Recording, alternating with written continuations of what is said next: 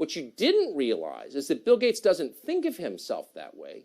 Bill Gates doesn't think of himself as some guy who got super rich making bad software.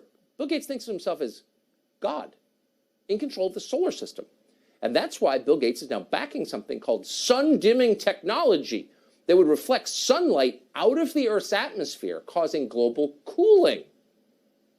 Ooh, that's not fraught with risks. You thought gain-of-function research on pathogens was dangerous. Try that. But that doesn't stop Harvard University. Its scientists are testing that technology by spewing calcium carbonate dust into the atmosphere.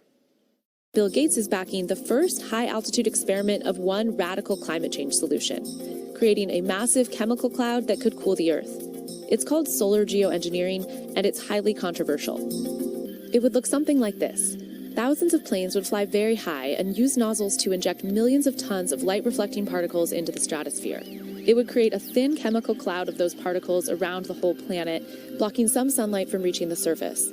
It would mimic a giant volcanic eruption, which we know cools the Earth. Now, just to restate, Bill Gates is not God.